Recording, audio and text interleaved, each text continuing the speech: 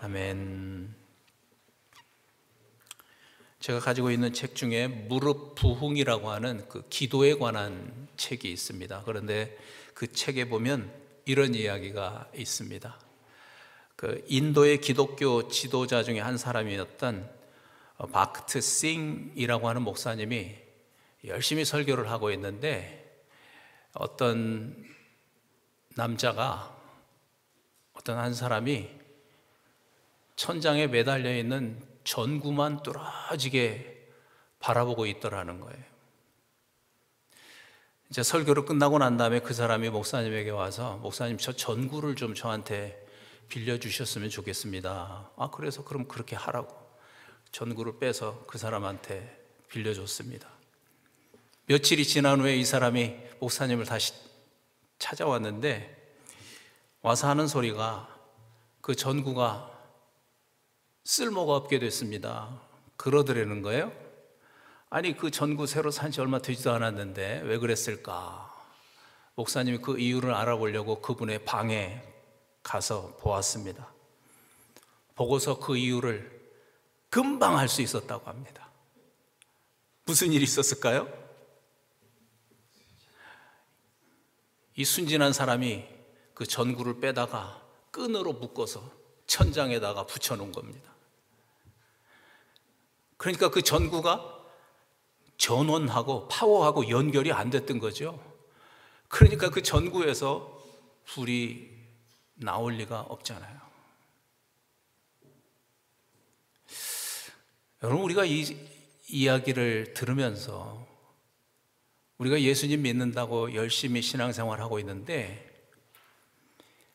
이 신앙생활 가운데서 무엇이 가장 중요한 것인가? 그것을 깨닫게 하는 그런 얘기라는 생각이 들었습니다. 여기서 말하는 그 전원, 그 파워, 일렉트릭 파워죠. 이 파워가 뭘까요? 하나님이죠. 하나님이죠. 그런데 열심히 신앙생활을 한다고 하면서도 하나님과는 상관없는 그런 삶을 사는 사람들이 참 많습니다. 하나님과 그 전원이 연결되지 않은 채로, 그런 채로 신앙생활을 하는 사람들이 많이 있다는 거예요. 그래서 지난주 말씀처럼, 그래서 좋은 나무가 될 수 없는 거예요. 그래서 좋은 삶의 열매를 맺을 수가 없는 거예요. 그래서 하나님의 말씀에 순종하는 삶이 부담스럽고 힘들고, 그래서 그런 삶을 살지 못하는 것입니다. 가장 중요한 건 뭔가? 전원, 그 파워에 연결이 되어 있어야 한다는 거죠. 지난주에 말씀을 나누었고, 오늘 또 우리가 읽은 이 마태복음에 있는 이 말씀이 바로 그 얘기를 하고 있는 겁니다. 저는요, 성경에 있는 말씀 중에서 오늘 읽었던 이 마태복음 7장 23절 말씀이 가장 무서운 말씀이라는 걸 깨달은 적이 있습니다. 야, 이게 가장 무서운 말씀이구나. 23절에 무슨 말씀이 있었습니까? 자, 한번 해보세요. 시작. 내가 너희를 도무지 알지 못하니 불법을 행하는 자들아, 내게서 떠나가라. I never knew you. 그냥 부정하는 것이 아니고 아주 강하게 부정하시잖아요. 내가 너를 도무지 몰라. 아니, 하나님, 제가 주의 이름으로 능력을 행하고, 주의 이름으로 귀신도 쫓아내고, 주의 이름으로 병도 고치고, 이런 일을 했는데 저를 모르세요? 아니, 제가 목사로 지금 평생을 하나님 앞에서 이렇게 열심히 목회했는데 하나님 저 모르세요? 지금 그러고 있는 거예요. 아니, 내가 열심히 평생 교회 다니면서 예배 드렸는데요, 예배 드리면서 헌금도 드리고 또 교회에서 하라는 일도 하고 봉사를 하면서 살았는데 하나님 저를 모르신다는 거예요?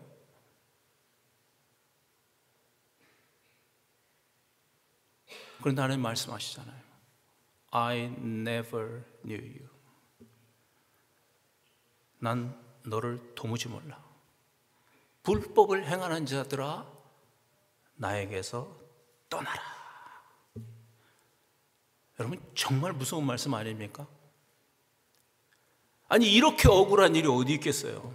아니, 이 말씀을 만약에 교회를 안 다니는 사람들에게 했다 그러면 이해가 되죠. 그런데 우리가 말씀 읽은 것처럼, 아니, 주의 이름으로 그런 일들을 했다 그러잖아요. 귀신도 쫓아내고 병도 고치고 막 능력을 행하고 기적도 행했다 그러잖아요. 선지자 노릇도 했다 그러잖아요.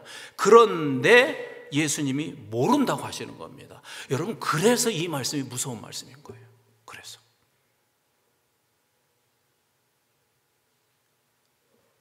그것도 천국 문 앞에서, 천국 문 앞에서 이런 일이 벌어진다면 돌이킬 수도 없잖아요. 이제 돌이킬 수도 없어요. 그러니까 이 말씀이 얼마나 심각한 일인지를 우리에게 말씀하고 있다는 거예요. 정말 저는 이 말씀 읽는데 등골이 오싹했어요. 나도 이런 처지가 될 수 있겠구나.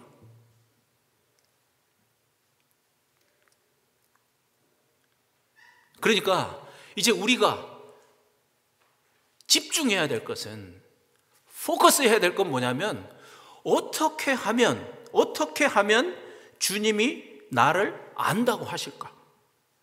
이걸 우리가 이제 집중해서 생각해야 되는 것입니다.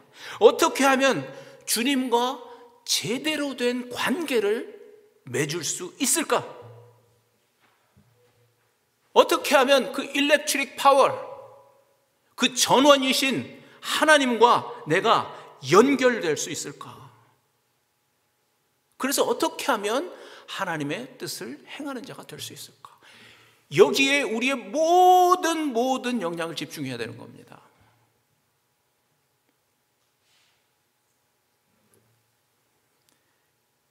(21절을) 집중해서 읽으시기를 바랍니다. 21절. 자, 한번 다시 하시죠. 시작. 나더러 주여 주여 하는 자마다 천국에 들어갈 것이 아니요 다만 하늘에 계신 내 아버지의 뜻대로 행하는 자라야 들어가리라. 여러분, 어떻습니까? 이 말씀에서 답을 찾았습니까? 그렇죠? 지난주도 말씀드린 것처럼 단지 입으로만 주여 주여 하는 자가 아니라 실제로 예수님을 주님으로 영접해서 그분의 능력으로 하나님의 뜻을 행하며 사는 자들이 천국에 들어가는 것입니다. 답을 찾는 건 쉽지 않습니다. 제가 여러분에게도 반복해서 말씀드렸기 때문에 쉽죠? 여러분, 그런데 중요한 것은 원래 진리라는 건 굉장히 단순한 겁니다. 정말 더하기 빼기처럼 단순하고 분명한 것이 진리입니다. 그래야 모든 사람들이 그 진리를 믿을 수 있기 때문에 그런 거잖아요. 진리는 다른 것이 아닙니다. 예수님을 내 마음 중심의 주인으로 믿는 이 믿음이 바로 진리입니다. 여러분, 아멘 되십니까? 이게 진리인 겁니다. 이게 진리입니다.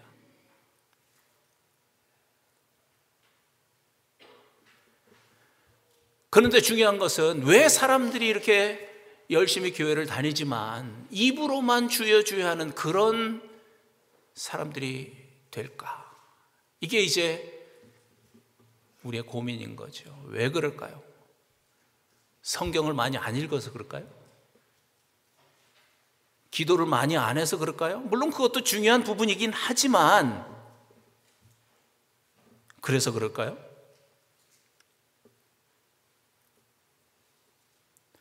우리가 이 부분을 잘 생각해 봐야 합니다. 너무나 중요한 문제이기 때문에 그렇습니다. 그런데 저는 그 이유를 지난 설교에서도 여러분께 말씀드렸고요, 그동안 우리 교회에서 계속 말씀드렸습니다. 왜 그럴까요? 왜 입으로만 주여 주여 하는 자가 될까요? 예수를 무조건 믿었기 때문에 그렇습니다. 무조건 믿었기 때문에. 왜요? 무조건 믿었기 때문에 그래요. 요한복음 20장 30절과 31절에 보면 이 사도 요한이 자기가 이 요한복음을 열심히 기록해 놓은 목적을 저렇게 써놨어요. 한번 여러분 잘 보세요. 왜 사도 요한이 요한복음이라고 하는 책을 기록했는지. 자, 시작. 예수께서 제자들 앞에서 이 책은 뭐겠어요? 요한복음이겠죠? 요한복음. 이 책에 기록되지 아니한 다른 표적도 많이 행하셨으나 오직 이것을 기록함은 너희로 예수께서 하나님의 아들 그리스도이심을 믿게 하려 함이요 또 너희로 믿고 그 이름을 힘입어 영생을 얻게 하려 함이니라. 사도 요한이 요한복음에다가 예수님께서 많은 표적을 행했지만 지금 요한복음에다가 자기가 표적을 저렇게 기록해 놨다는 거예요. 그런데 그 표적을 기록해 놓은 목적이 뭐냐? 그걸 지금 얘기하고 있죠. 다시 한번 거꾸로 좀 말씀으로 가보세요. 사도 요한이 요한복음에 저 표적들을 기록해 놓은 목적이 뭐예요? 너희로 예수께서 하나님의 아들 그리스도이심을 믿게 하려고. 그래서 그 믿음으로 인해서 영생을 얻게 하려고. 다시 한번, 사도 요한이 요한복음의 표적을 개수를 씌어보면 7개입니다. 요한이 기록한 표적이 7개가 기록되어 있어요. 부활 표적까지 하면 8개예요. 그 표적을 기록해 놓은 목적이 있어요. 그 목적은 뭐냐면 그 표적을 보고 너희로 하여금 예수께서 하나님의 아들 그리스도이심을 믿게 하려고 그 표적을 기록해 놓은 거예요. 그래서 영생을 얻게 하려고. 여러분, 그러니까 이 말씀에서 분명해지는 게 뭐예요? 예수님을 그냥 무조건 믿는 게 아니라는 거예요. 뭘 보고 믿는 거예요? 뭘 보고? 표적을 보고 믿는 거예요. 이게 중요한 거예요. 이게 중요한 거예요. 분명히 표적을 보면서 이분이 하나님의 아들이시고 이분이 그리스도구나, 이것을 믿는 것입니다. 생각해 보세요. 뭔가를 믿으려고 하면 증거가 있어야 될 거 아닙니까? 그렇죠? 증거를 내놓으라 그러죠? 하나님께서 그걸 모르시겠습니까? 하나님의 입장에서 생각해 보시라고요. 우리가 이 예수라는 사람을 하나님의 아들로 믿어야 되는데, 성자 하나님으로 믿어야 되는데, 그래서 이분을 주 예수 그리스도로 믿어야 되는데, 그래야 우리가 조금 전 말씀처럼 영생을 얻고 구원을 얻고 하나님의 자녀가 되는데 그냥 무조건 믿으라고 했겠냐고요. 그럴 리가 없잖아요. 그럴 리가 없잖아요. 우리에게 분명한 표적, 증거를 주신 것을 믿습니다.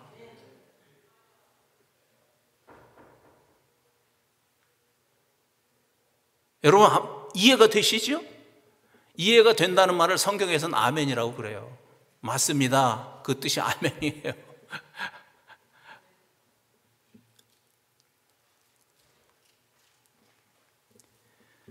그래서 이 말씀 바로 앞에 예수님의 부활, 요나의 표적을 그렇게 사도 요한이 자세하게 기록을 해 놓은 거예요.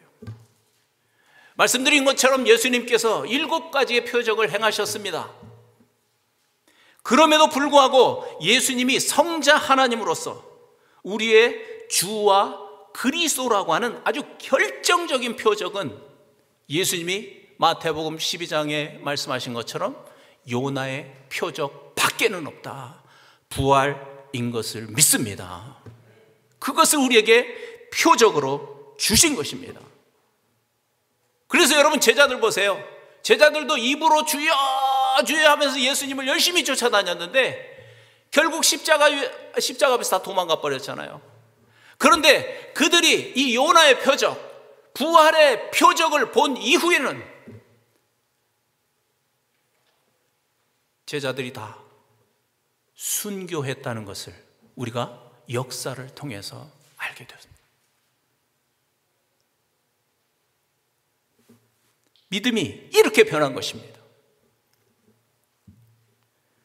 그래서 저는 여러분께 말씀드리고 있습니다. 우리가 이렇게 고백해야 됩니다. 로마서 1장 4절에 있는 것처럼 성경의 영어로는 죽은 자들 가운데서 부활하사 하나님의 아들로 선포된 예수를 저도 주 예수 그리스도로 믿고 시인합니다. 이 고백입니다. 이 고백. 그냥 예수님을 주님으로 고백하는 것이 아니고 성결의 영어로는 죽은 자들 가운데서 부활하사 하나님의 아들로 선포된 그 예수, 그 예수를 나의 주 그리스도로 고백하고 믿고 영접합니다. 아멘. 아멘. 여러분, 지난주 우리가 말씀 나눴고 오늘 집사님도 기도했고 저도 그렇게 하고 있는데 바로 이 고백이, 이 시인을 할 때, 우리가 입으로 시인할 때 하나님께서 최고의 영광을 받으시는 거예요. 왜냐하면 하나님의 뜻이 이루어졌기 때문에. 예수 그리스도를 이 땅에 보내신 하나님의 뜻이 이루어졌잖아요. 그러니까 그것으로 인해서 하나님께서 최고의 영광을 받으시는, 그 어떤 것보다도. 뿐만 아니라 이 고백으로 인해서 전능하신 하나님과, 그 영적인 전원 하나님과 우리가 연결되는 것입니다. 이 고백으로 인해서, 이 믿음으로 인해서 나도 이제는 주님을 아는 자가 되었고 주님도 나를 아는 그런 인격적인 관계가 맺어진 것을 믿습니다. 뿐만 아니라 이 믿음의 능력으로 인해서 우리의 삶이 바뀌는 겁니다. 예수 그리스도가 주인 되심을 고백하는, 마음 중심으로 고백하는 그 믿음으로 인해서 세상을 이기고 사탄도 이기고 죄를 이기는 그런 삶이 되는 겁니다. 예수 그리스도가 주인 되심을 시인함으로 인해서 우리가 좋은 나무가 되고, 좋은 나무이기 때문에 아름다운 삶의 열매를 맺게 되는 것입니다. 바로 이 믿음으로 우리가 천국에 들어가는 것을 믿습니다. 여러분도 그렇게 믿습니까?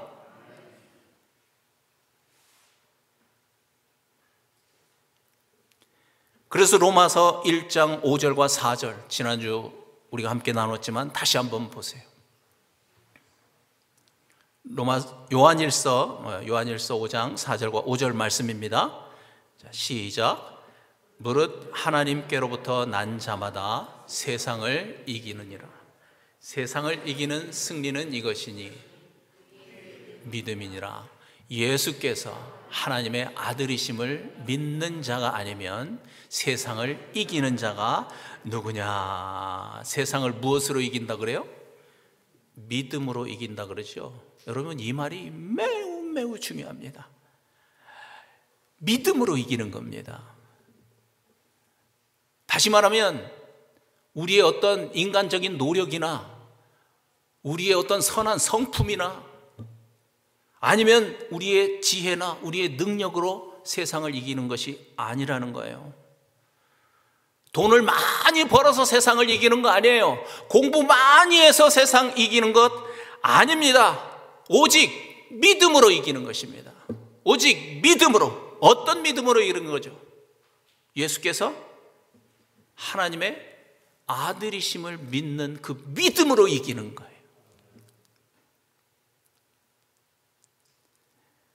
예수께서 하나님의 아들이심을 믿는다는 것은 개인적으로 나에게는 그분이 나의 주인이심을, 나의 왕 그리스도이심을 믿는 믿음으로 우리가 세상을 이기는 거예요. 죄를 이기는 거예요. 사탄의 공격을 이기고 승리하는 거예요. 그래서 아름다운 열매를 맺는 그런 삶을 사는 것입니다. 여러분, 그래서 제가 지난주에 여러분께 말씀드렸잖아요. 저도 기도 처음에 했고 우리 집사님도 처음 기도에 그걸 했지만, 내 입으로 예수 그리스도를 주로 시인할 때 하나님께서도 영광을 받으시지만 사탄이 물러가는 것을 믿습니다. 사탄이 물러갑니다. 사탄아 물러가라 그러면 잠깐 물러갔다 다시 와요. 그러나 예수 그리스도가 주인인 것을 고백하고 선포할 때 사탄은 접근도 못하는 겁니다. 어떻게 감히.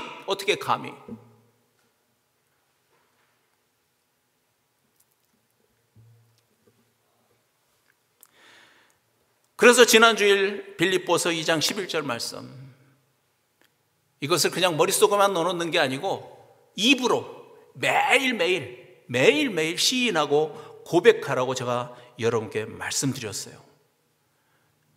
이것은요, 예수님을 주님으로 믿은 이 좋은 나무에 물을 주는 거예요. 물.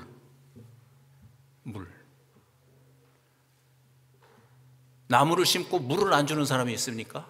그러면 안 되잖아요. 아무리 좋은 나무 심었어도 물을 안 주면 죽잖아요. 우리가 매일 고백하는 이유는 그 나무에 물을 주는 것입니다. 반복해서 고백할 때 이 아름다운 나무가, 좋은 나무가 점점 더 좋은 나무로, 점점 더 건강한 나무로 세워지는 것입니다. 성장하는 거죠. 여러분, 그래서 빌립보서 2장 11절 말씀 다시 한번 하시겠습니다. 시작. 모든 입으로 예수 그리스도를 주로 시인하여 하나님 아버지께 영광을 돌리게 하셨느니라. 지난 한 주간 동안 열심히 이 말씀을 입으로 고백하셨나요? 눈동자가 흔들리시는 분들은 안 한 것 같은데, 그러나 오늘 목장 모임에서 여러분 실제로 한번 내가 이 말씀을 이렇게 매번 고백해 보니까 무슨 일이 있었는지 한번 서로 나눠보는 그런 시간이 되었으면 좋겠습니다. 만약에 지난 주간에 못 하셨다면 이번 주간에 서로 좀 격려해서 서로 약속을 하든지 매일 아침에 뭘 좀 메시지를 보내주든지 해서 여러분 꼭 해보시기를 바랍니다. 실천해 보시기를 바랍니다. 그래서 이 말씀의 능력이 얼마나 강한지 여러분이 몸으로 체험해 보시기를 바랍니다.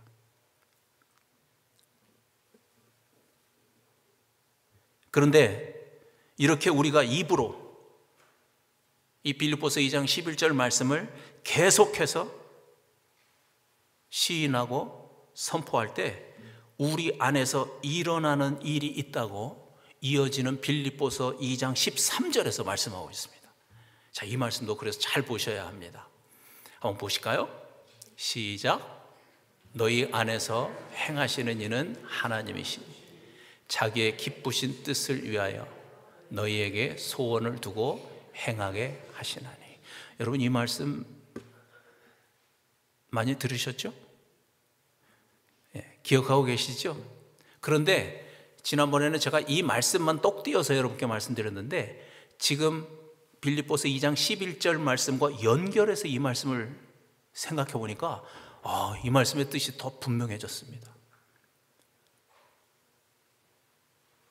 뭐라고 말씀하십니까? 11절과 연결해서 생각해 보면 우리의 입으로 예수 그리스도를 주로 시인해서 하나님께 영광을 돌릴 때 우리 안에서 일어나는 일이 있대요.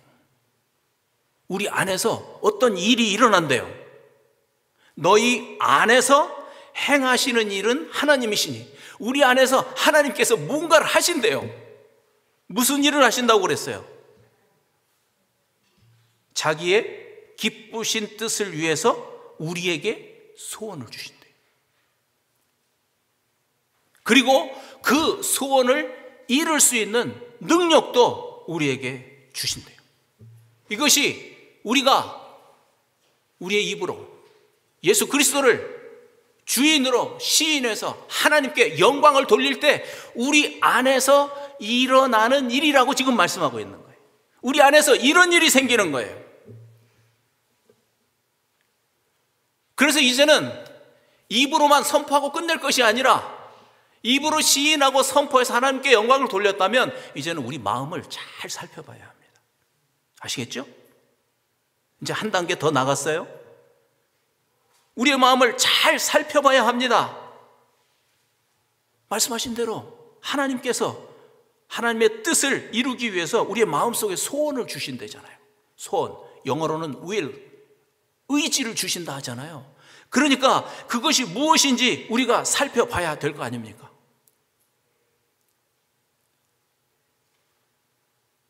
저는요, 예수님을 주님으로 고백해서 시인해서 좋은 나무가 된 우리가 누릴 수 있는 너무나 큰 은혜라고 생각합니다. 이것이 오늘은 말씀을 읽어드리지 않겠지만 예수님이 사람의 마음에 대해서 마가복음에 어떤 말씀하셨는지 제가 여러분께 많이 말씀드렸죠. 사람의 마음은 부패할 대로 부패해 있다고 말씀하시잖아요. 그런데 그 마음 속에 하나님의 거룩한 뜻을 행하고자 하는 소원을 주신다는 거예요. 내 욕망으로만 가득 채워져 있던, 그래서 부패할 대로 부패져 있던 내 마음 속에, 그 속에 하나님께서 하나님의 뜻을 이루고자 하는 그 소원을, 그 거룩한 뜻을 우리에게 주시는 거예요. 그 소원으로 채워주시는 거죠. 우리의 마음이 변하는 거죠.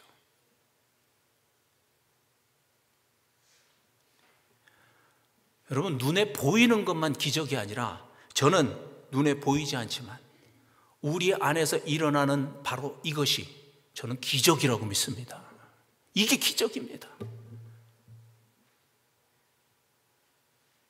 캄캄했던 우리의 마음속에 불이 켜지는 거죠. 불이 켜지는 거예요. 하나님이 들어오셔서 그 거룩한 뜻을 행하고자 하는 그 will, 의지를 주시는 거예요. 여러분, 이것이 기적입니다. 기적입니다. 저는 여러분이 오늘 이 자리에 와서 앉아 있는 것도 기적이라고 생각합니다. 하나님께서 교회에 가고자 하는 그런 소원을 여러분에게 주신 거고요. 그 소원에 응답하고 그 일을 할 수 있는 힘을 하나님께서 주셨기 때문에 여러분이 지금 이 자리에 있는 거죠. 여러분, 이것이 하나님께서 일하시는 방법이라는 거예요. 하나님의 뜻을 이루는 방법이에요. 그래서 앞에서 말씀드린 것처럼 이제는 우리도 우리의 마음을 잘 살펴볼 필요가 있는 거예요. 예수님을 주님으로 영접한 사람들, 특별히 주님으로 고백할 때마다 만약에 우리의 마음속에 하나님의 뜻을 이루고자 하는 그런 어떤 소원을 주셨다는 생각이 들면 여러분, 이것은요, 우연이 아닙니다. 그냥 생긴 게 아닙니다. 그걸 누가 주셨다고요? 조금 전 말씀 그대로 우리 안에 살고 계시는 하나님께서 우리에게 주신 거예요. 이걸 인정해야 돼요. 그래서 그것을 가볍게 생각하지 말고 그것을 소중하게 여겨야 되는 거예요.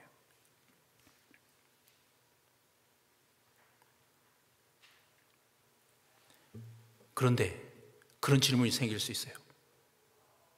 내 마음에 이런 생각이 들어왔는데, 목사님, 그거 하나님이 주신 건가요? 아니면 그냥 제 생각인가요? 아니면 마귀 생각인가요? 분별해야 되겠죠? 그래서 제가 야고보서 3장 17절 말씀을 여러분께 말씀드리려고 합니다. 자, 이거 한번 보세요. 한 단어 잘 보셔야 돼요. 시작. 오직 위로부터 난 지혜는 첫째 성결하고, 다음에 화평하고, 관용하고, 양순하며, 긍휼과 선한 열매가 가득하고, 편견과 거짓이 없나니. 이 말씀을 통해서 이게 하나님께서 나에게 당신의 뜻을 이루기 위해서 주신 소원인지 아닌지를 분별할 수 있습니다. 첫째는 뭐래요? 기억하세요? 첫째는 성결하고, 첫째는 성결하고. 하나님이 주신 지혜, 하나님이 주신 소원은요, 성결합니다. 깨끗하고 거룩합니다. 만약에 그런 것이 아니라면 그것은 하나님이 주신 소원, 하나님이 주신 마음이 아닌 거예요. 첫째는 성결이에요, 성결. 욕망하고 충분히 분별이 되겠죠. 그리고 이어지는 말씀처럼 두 번째는 화평입니다. 화평하고자 하는 그런 소원을 하나님께서 주시는 거예요. 제가 여러분께 다 말씀을 못 드렸는데 바로 앞에 있는 말씀을 읽어보면 시기와 다툼, 이것은 땅의 것이고 정욕의 것이고 마귀의 것이라고 써 있어요. 그 앞에 있는 말씀에. 그건 마귀의 것이에요. 시기와 다툼은. 화평하고자 하는 마음을 하나님이 주셨다면 그것은 하나님의 뜻을 이루고자 하는 하나님의 소원이, 우리에게 주신 소원이에요. 계속 쭉 넓은 마음으로 관용하고 양순하고 자비로운 마음, 선한 열매가 가득하고 편견과 위선이 없는 그런 소원을 하나님께서 우리에게 주시는 겁니다. 여러분이 마음을 살펴보면서 그런 소원을 하나님이 주셨다면 그것은 분명히 하나님이 주신 것입니다. 단순히 내 생각이 아닙니다. 내 안에 살고 계시는 하나님께서 주신 것이구나. 그것을 빨리 인지하고 그것을 소중히 여기고 그것을 붙들어야 되는 겁니다. 너무나 감사한 것은 우리가 이것을 하나님께 주신 것으로 믿고 실제로 그 일을 실행하기 위해서 움직이기 시작하면 그 일을 할 수 있도록 능력도 하나님이 주신다고 조금 전 말씀에 써 있습니다. 이 부분에 대해서 제가 지난번에 여러 번 말씀드렸습니다. 하나님께서는 소원만 주시는 게 아니고 영어 성경 보면 both, 두 가지를 다 주신대요. will도 주시고 소원도 주실 뿐만 아니라 work, 일할 수 있도록 힘도 주신다고 써 있어요.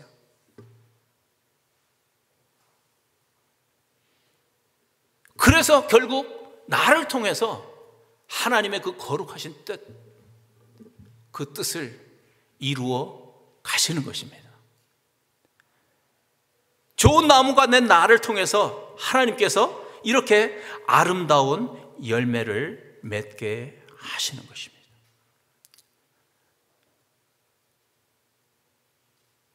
여러분, 이게 복된 삶이 아닐까요? 이게 복된 삶이죠. 이게 바로 성공하는 삶이 아닐까요? 맞습니까? 이게 바로 우리가 승리하는 삶이 아니겠습니까? 이것이 바로 하나님께서 우리에게 주시고자 하는 기쁨이 충만하고 평강에 충만한, 우리가 만족할 수 있는 그런 삶인 것을 믿습니다. 할렐루야. 여러분도 그런 삶에 동의하시면 아멘 하세요. 아멘, 아멘.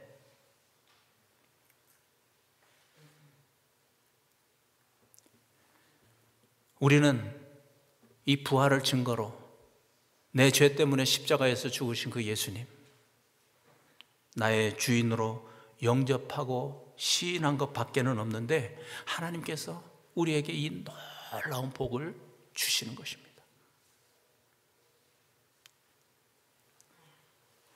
우리 기쁨의 왕 모든 식구들이 한 사람도 빠짐없이 특별히 2025년 새해에 이 복을 충만하게 누리시기를 바랍니다.